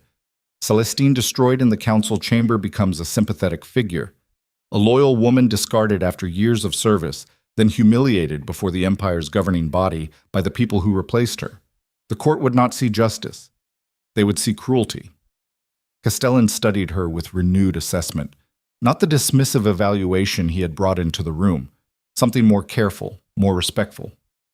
What do you propose instead? A private meeting. Harvendale, you, and the Duke and Duchess. I present the evidence. Harvendale understands that proceeding with the inquiry exposes his own involvement in amplifying fabricated intelligence. The inquiry dies before it reaches the council chamber. Celestine receives her financial settlement and relocates beyond the capital. The court hears nothing, no martyrs, no scandal, no institutional damage. And if Harvendale refuses? Then I present the evidence to the full council, and he becomes the subject of the inquiry instead of its architect. Silence held the room. Castellan placed the documents back on the desk with the deliberate care of a man who understood he was handling material that could reshape imperial politics. You are formidable, Your Grace. I am tired, Lord Castellan. There is a difference. The old man almost smiled. He stood and straightened his coat. His gaze moved to Ceadric, who had remained silent throughout the exchange. The Duke stood by the window with his arms crossed, watching his wife conduct political negotiation with one of the Empire's most experienced operators, and his expression carried something Castellan had never seen on the Iron Wolf's face before. Not authority, not command, awe. I will arrange the meeting with Harvendale, Castellan said, tomorrow evening, my residence, neutral ground. He departed. The study door closed. Seraphine lowered her head and pressed both palms flat against the desk. Her shoulders trembled, not with tears, with the accumulated physical cost of sustained performance under extreme pressure. The muscles in her neck were knotted. Her vision swam from exhaustion. Her heartbeat felt irregular, too fast then too slow, the cardiac arrhythmia of a body that had been operating on adrenaline and documentation for too many consecutive days. Ceadric crossed the room and stood behind her. His hand found her shoulder. Not the awkward touch from weeks ago, something steadier, more deliberate. The grip of a man who was learning that presence required physical commitment, not just intellectual understanding. You just outmaneuvered a 30-year council veteran in his own arena. I quoted evidence and stated consequences. That is not maneuvering. That is arithmetic. It was more than that. Seraphine straightened. She turned and looked at him with eyes that carried the particular clarity of extreme fatigue when the body is too exhausted to maintain defenses and everything underneath becomes visible. If Harvendale does not accept the terms tomorrow, she said, this goes public. Every document, every letter, every servant rotation schedule. The court sees everything, including your failure to notice for 11 months. I know. It will damage you, politically, personally. The Duke who could not govern his own household. I know that too. And you are still willing. Ceadric placed his other hand on her remaining shoulder. He held her facing him, close enough that she could see the pulse hammering in his throat and the tension lines carved into his forehead and the unguarded fear in his eyes that had nothing to do with politics and everything to do with the possibility that the woman standing in front of him might still decide he was not worth the cost. The household either belongs to both of us or it belongs to nobody, he said. I am done protecting my reputation at the expense of my marriage. Seraphine searched his face the way she searched documents, looking for inconsistencies, for the gap between declaration and evidence. She found none. Tomorrow evening, Castellan's residence, neutral ground, Harvendale, and whatever political machinery he had assembled against them on one side. The Duke and Duchess of DravCô on the other, evidence on the table, consequences in the air. The future of a household, a marriage, and a political dynasty balanced on whether a woman trained by the Lord Chancellor could outmaneuver a conspiracy built from the wreckage of another woman's broken heart. And somewhere in the capital, in a guest chamber of Harvendale's estate, Celestine Morcant sat before a mirror, brushing her hair with the mechanical precision of someone preparing for a battle she had been rehearsing since the night she first understood that the man she loved would never love her back. The collision was 12 hours away, and neither side could afford to lose. Castellan's residence occupied a limestone townhouse on Imperial Row, 3 blocks from the council chamber, positioned with the deliberate precision of a man who had spent 30 years ensuring he was never more than a short walk from wherever power was being exercised. The drawing room where the meeting would take place was paneled in dark walnut, with heavy curtains drawn against the winter evening. A single fire burned in the marble hearth. 4 chairs had been arranged around a rectangular table that was too small for diplomatic negotiation and too formal for casual conversation, which was exactly the kind of calculated ambiguity that Castellan had perfected into an art form. Seraphine entered first. She wore black silk with no jewelry except the DravCô signet ring that she had reclaimed from the vanity the morning after Celestine's departure. Her hair was pulled back. Her leather folder rested against her hip like a weapon holstered but accessible. She surveyed the room with the attention her father had taught her to give every unfamiliar space. Exits, sight lines, the distance between her chair and the door, the angle of lamplight across the table that would determine whether she could read expressions clearly or be forced to interpret shadows. Cedric followed. Military blacks. Silver wolf insignias at his collar. He moved through the drawing room with the controlled economy of a man entering hostile territory in formal dress, which was precisely what this was. His hands were empty. No documents, no files. Tonight the evidence belonged to Seraphine, and the authority to deploy it was hers alone. That had been their agreement.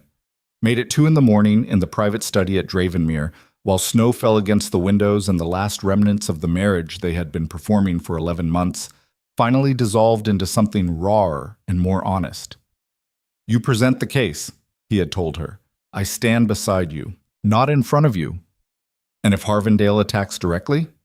Then I remind him who commands the northern military and whose border patrols protect the trade routes that fund his estates. But only if you ask. I will not ask. I know. Castellan greeted them with the practiced warmth of a professional host managing an evening he expected to be unpleasant. He poured wine. He gestured toward chairs. He performed the rituals of hospitality that aristocratic culture had developed specifically to disguise the violence that occurred in rooms like this one. Harvendale arrived 7 minutes late. A deliberate choice, the minor power play of a man who wanted the room to feel his absence before it registered his presence.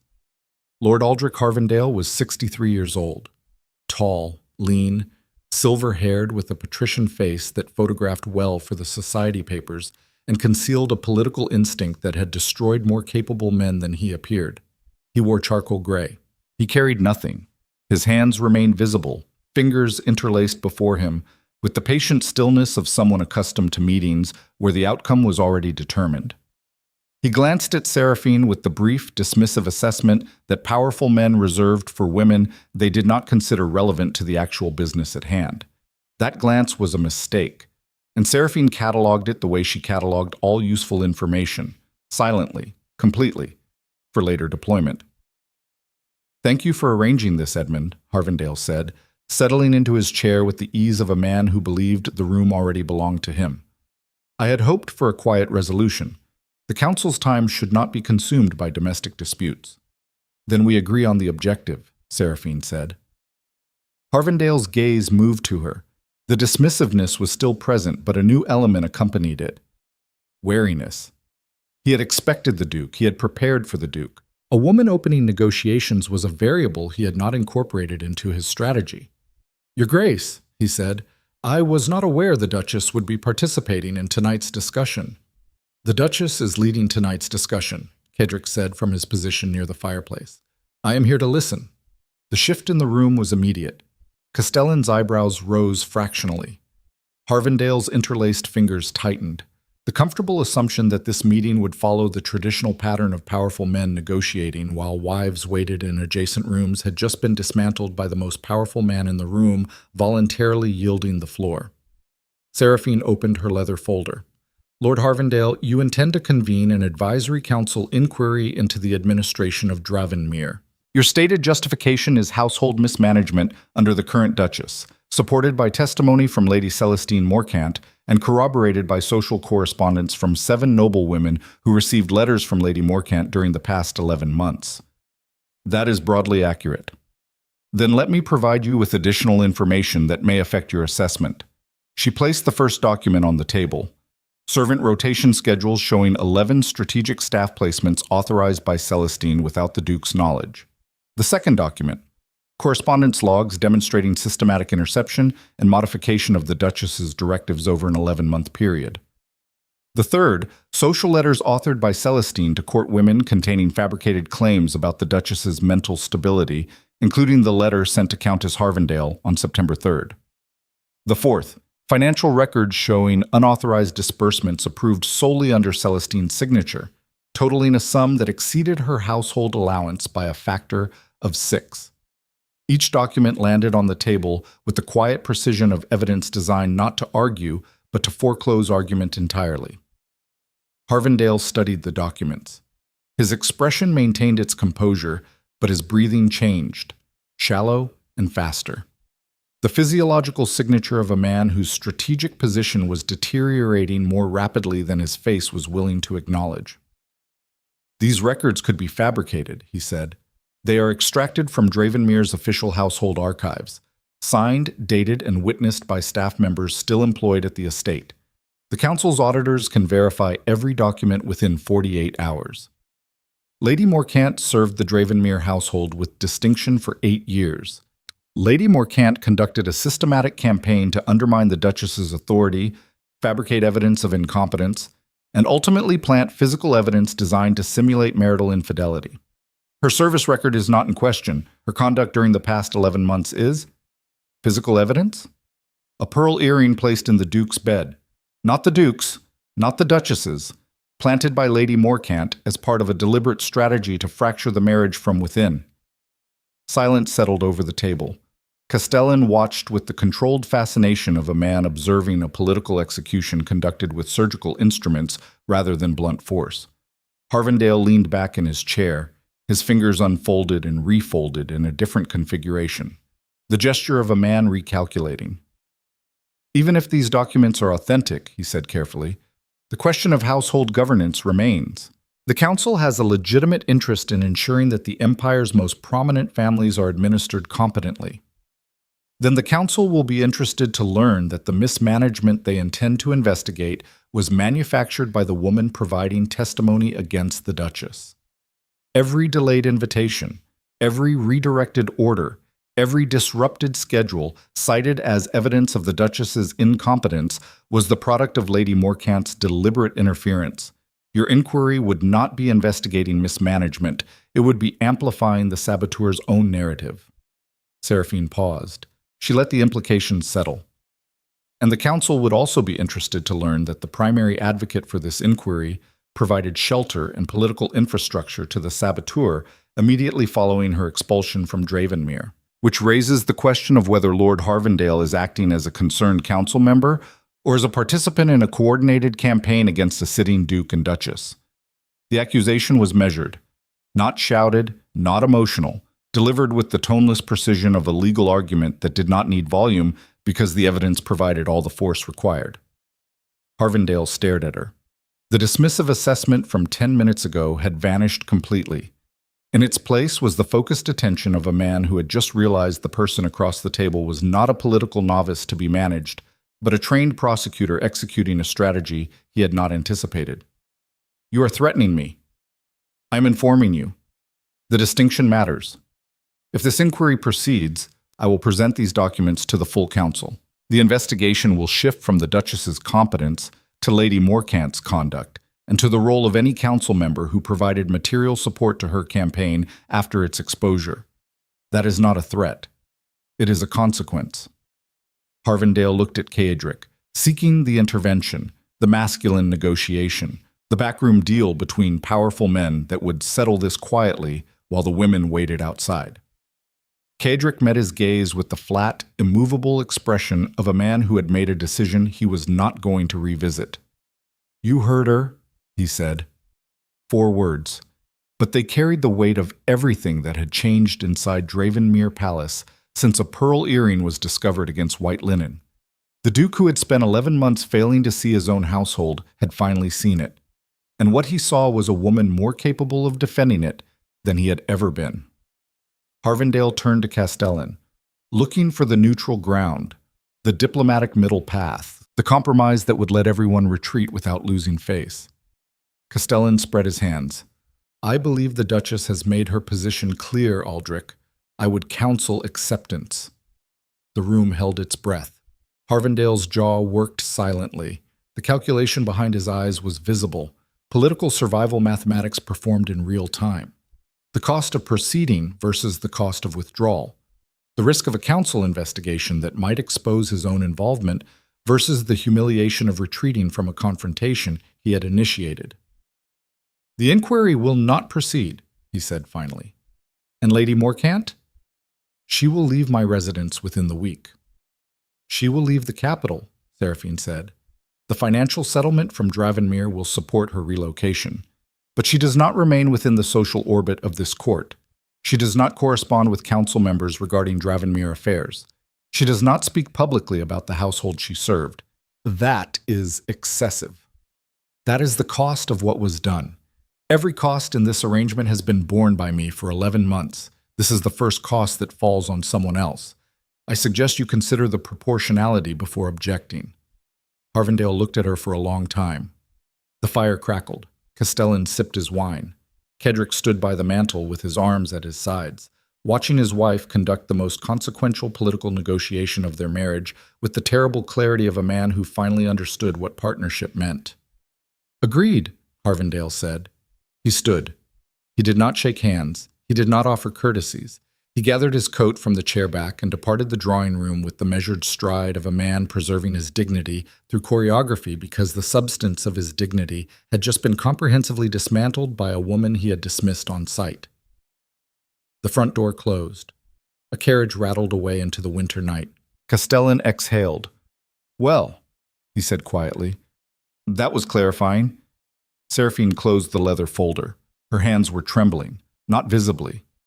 Internally.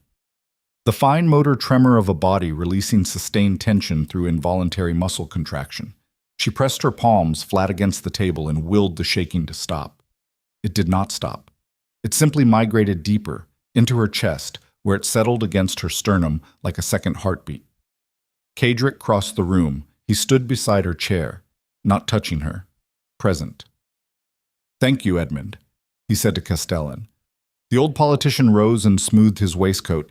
He paused at the drawing-room door and looked back at them with an expression that combined political respect with something older and less calculating, something that might have been admiration if a man who had spent 30 years surviving imperial politics still remembered how admiration felt. Your father would have been proud of you tonight, he said to Seraphine. Then he left them alone. The drawing-room settled into silence. Fire, wind, the distant sounds of a winter city continuing its routines beyond curtained windows.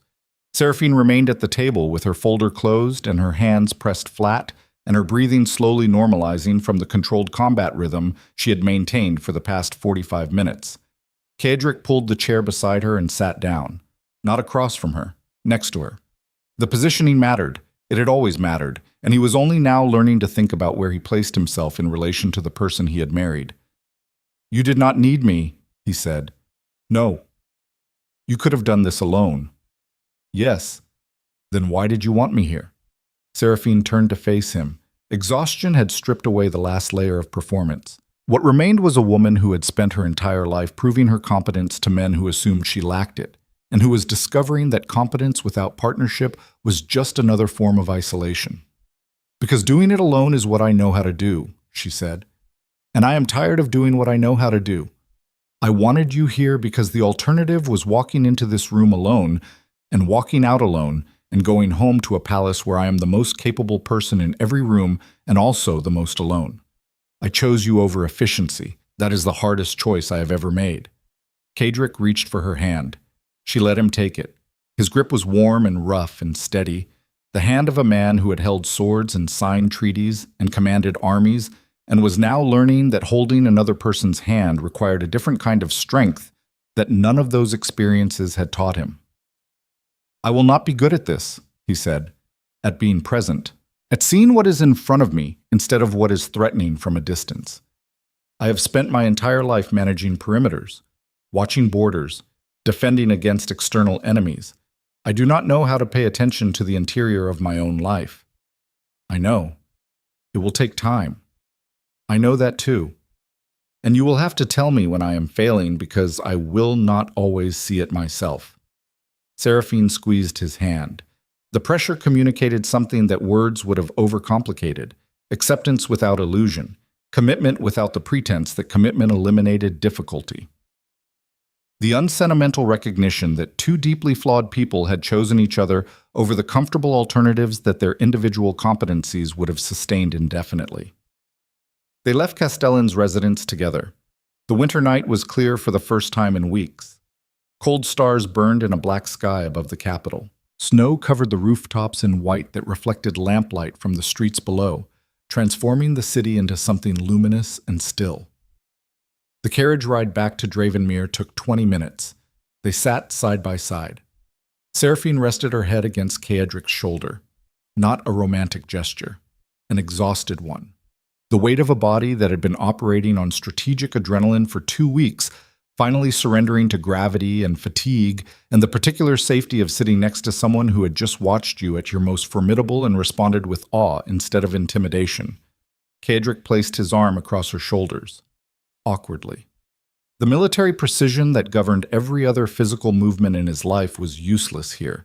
He did not know how to hold someone gently because his entire existence had been structured around holding things firmly. Borders, authority, control. Firmness was his only setting. Seraphine adjusted his arm without opening her eyes. "Lower," she murmured. "You are pinching my neck. I command armies. You do. And you still cannot manage a shoulder." He shifted his arm. She settled against him. The carriage swayed through empty streets while the capital slept around them. DravCô Palace appeared through the carriage window as they rounded the final avenue. Torchlight flickered along the entrance facade. Servants moved behind illuminated windows. Smoke curled from chimneys into the frozen sky.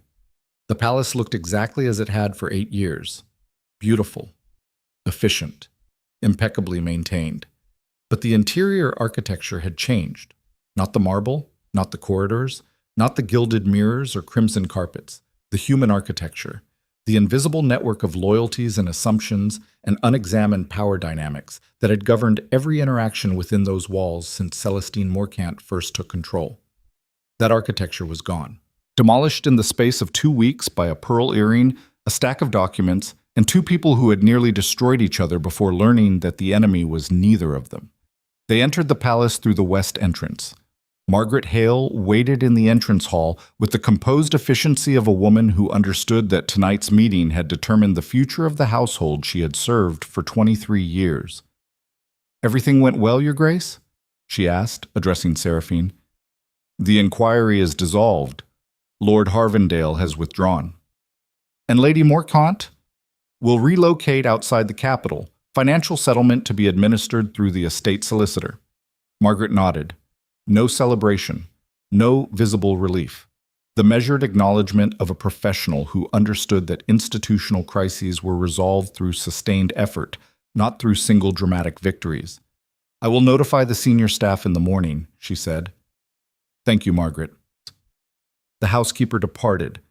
Seraphine and Cédric climbed the grand staircase together. Their footsteps echoed in the empty corridor. Portraits of dead DravCô ancestors watched from the walls with the painted indifference of people who had navigated their own dynastic crises centuries ago and whose judgment, rendered in oil and canvas, carried no more weight than the dust settling on their gilded frames. They reached the imperial dressing chamber, the room where the pearl earring had been found, where Celestine had confessed, where the fracture that had threatened to destroy everything had been exposed and examined and finally understood. Seraphine entered first. She placed her leather folder on the vanity. She removed her earrings. She began unpinning her hair. The pearl earring still rested on the silver tray, cold, small, powerless now. A piece of jewelry that had been deployed as a weapon and had since been disarmed by the people it was designed to destroy. Cédric stood behind her. In the mirror, she could see him watching her with the focused attention of a man who was training himself to look at the person in front of him instead of the perimeter around him. It was not a natural posture for him. It carried the visible effort of someone doing something difficult deliberately, rather than something easy by instinct. "What do you want to do with it?" he asked, gesturing toward the earring. Seraphine looked at the pearl in the mirror, the Venetian setting, the faint residue of jasmine perfume that had long since faded. The object that had represented another woman's desperation and her own breaking point, and the moment when an 11-month war had finally become visible. "Leave it," she said. "Why?" "Because forgetting what happened is how it happens again. That earring is not a trophy. It is a record, and I come from a family that does not destroy records." Cedric nodded. He understood preservation, not as sentiment, as strategy. The acknowledgement that the past was not something to be erased, but something to be understood clearly enough that its patterns did not repeat.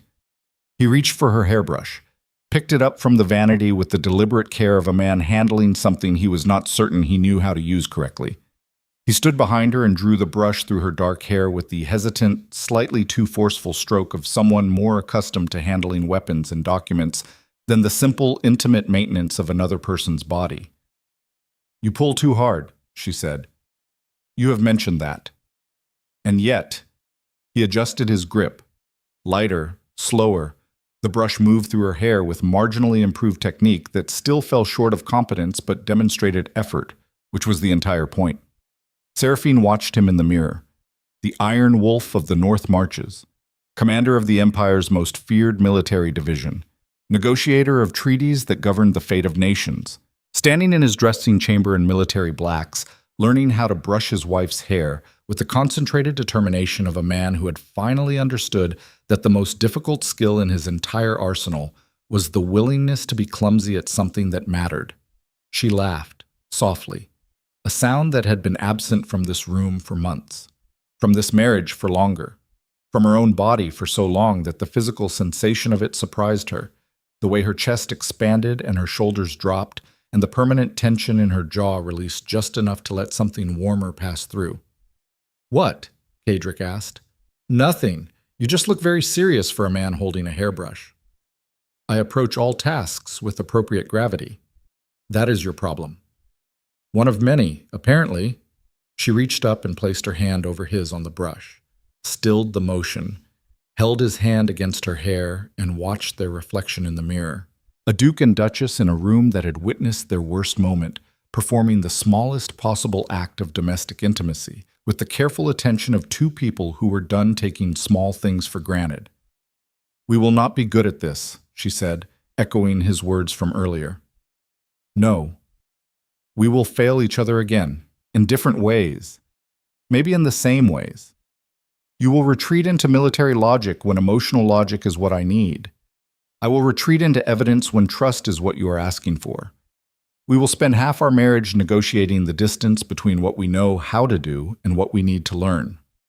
"Probably. And that will be enough?"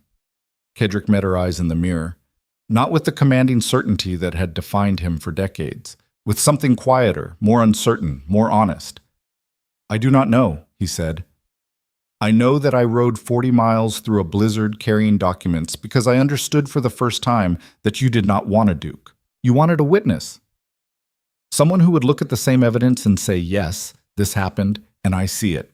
I know that standing behind you in that drawing room tonight while you dismantled Harvendale was the proudest I have ever felt, and also the most useless, and that the combination of those two feelings taught me more about partnership than 30 years of commanding armies." He set the brush down on the vanity beside the pearl earring. "I know that I will fail at this, repeatedly, badly, in ways that will frustrate you and disappoint you and make you question why you came back to a palace that spent 11 months erasing you. And I know that I would rather fail at this every day for the rest of my life than succeed at anything else alone." Seraphine turned from the mirror. She faced him, not his reflection, him. The man standing behind her in the room where everything had collapsed and was now, slowly, being rebuilt with materials that were stronger than what had been there before because they were honest about what they were. She placed her hand against his chest, over the heart that she had spent 11 months doubting. The heartbeat beneath her palm was steady and strong and entirely unremarkable, which was exactly what she needed it to be. Not dramatic, not performative, just present. A man's heart doing what hearts do when the body that carries it has finally stopped bracing for impact and allowed itself to simply stand still in a room with another person. Do not make promises, she said. Make decisions. Every morning, every evening, in every room you enter. Decide to look at what is actually in front of you instead of what is threatening from a distance. That is the only promise that means anything. Decisions, he repeated. Decisions. He leaned down and pressed his forehead against hers. Not a kiss. Something more deliberate. The physical act of resting his weight against another person, sharing the load of his own body with someone else for a moment, letting the contact communicate what his vocabulary, built for military commands and diplomatic negotiations and political maneuvering, was not yet equipped to express. They stood like that in the dressing chamber while the fire burned low and the candles flickered and the pearl earring rested on the vanity beside the hairbrush and the discarded jewelry. Outside, the capital slept beneath frozen stars. Somewhere beyond the city, Celestine Morcant was packing for a journey that would take her away from everything she had built and lost and tried to destroy when losing became unbearable. Somewhere in a limestone townhouse, Castellan was writing a private memorandum about the evening's events that he would store in a locked drawer and never reference publicly. Somewhere in a darkened estate, Harvendale was recalculating his political position with the bitter efficiency of a man who had been outmaneuvered by someone he underestimated. And inside Dravenmere Palace, in the room where the war had started and ended, a duke was learning to brush his wife's hair, and a duchess was learning to let him fail at it, and neither of them pretended that this fragile, awkward, imperfect moment was anything other than what it was. A beginning. Not the kind that stories celebrate, not triumphant, not beautiful, not the culmination of passion or the reward for suffering, just two people standing in a room together with their damage visible and their defenses lowered, and the long, uncertain work of building something real stretching out before them like a road that offered no guarantees except the guarantee that they would walk it together. The fire settled into embers. The candles burned to their bases. Snow began falling again beyond the palace windows, covering the capital in white silence that erased footprints and carriage tracks and all evidence of the night's passage. In the morning, there would be household meetings, staff reorganization, political correspondence, the daily machinery of aristocratic governance that never paused for personal revelation. The empire would continue demanding what empires always demanded: attention, strategy, sacrifice, performance. But tonight, in the quiet hours before dawn, the Duke and Duchess of Dravenmere stood in their dressing chamber and practiced the most dangerous skill available to people who wielded power: the willingness to be seen completely by another person and to remain standing when the scene was finished. And in an empire built on conquest and performance and the careful maintenance of invulnerable surfaces, that willingness was not just courage, it was the rarest form of victory there was.